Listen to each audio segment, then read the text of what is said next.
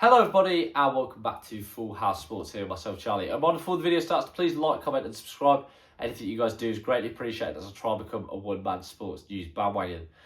Now, I did a video, I think it must have been last week, titled quite simply, "The ICC is a farce." And it's fair to say that they've lived up to the title that I've gave them, as we have seen Bangladesh dropped from the T20 World Cup, Scotland replacing them, and now it looks like Pakistan could potentially boycott the tournament as well. It is understood that Friday is the deadline set by the PCB's chairman. He spoke to the country's Prime Minister, and they are going to announce whether they're going to attend the tournament or going to join Bangladesh in boycotting it, although I guess Bangladesh weren't really boycotting on Friday.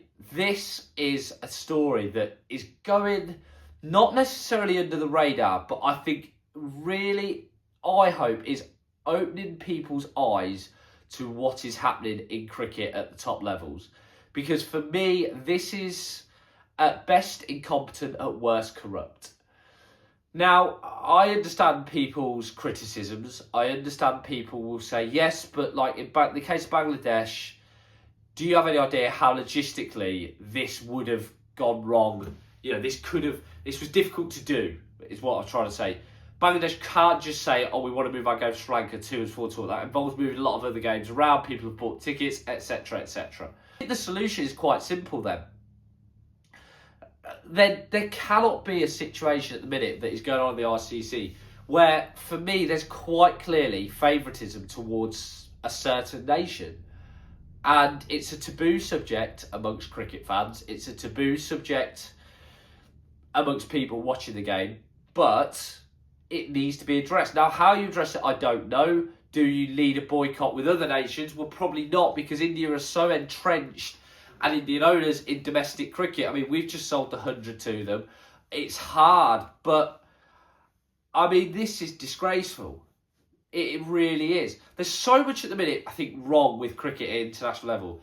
There shouldn't be a World Cup every 2 years. I'm sorry, there just shouldn't. There was one in 2024 in the USA. We've got another one. I get you want to maximise T20 cricket, you want to maximise exposure, but we don't need that many World Cups. We don't need that many global events.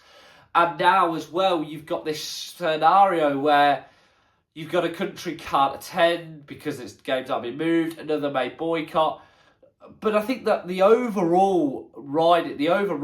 sort of narrative to this as well is the exact thing that India are not allowing Bangladesh to do is what the ICC, who are supposedly in charge of cricket, did allow India to do last year for the Champions Trophy. India felt that they weren't secure, they couldn't get the security guarantees they wanted from Pakistan, so instead decided to play their games in the UAE, which went massively under the radar. Everyone just sort of accepted it. This is what people in cricket, the double standards that is being allowed and being accepted. How you do this, I don't know. I mean, 2031's Cricket World Cup hosts are India and Bangladesh. What does this mean moving forward for them?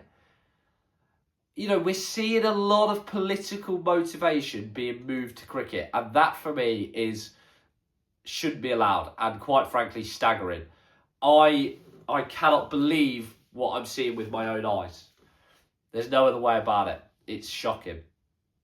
But we'll have to wait and see what happens next, how it's done. The T20 World Cup will go ahead, of course it will. But more needs to be done. Something needs to be done. Someone needs to speak out about this, because it's shocking. And it makes cricket look a bit of a joke, which we don't need.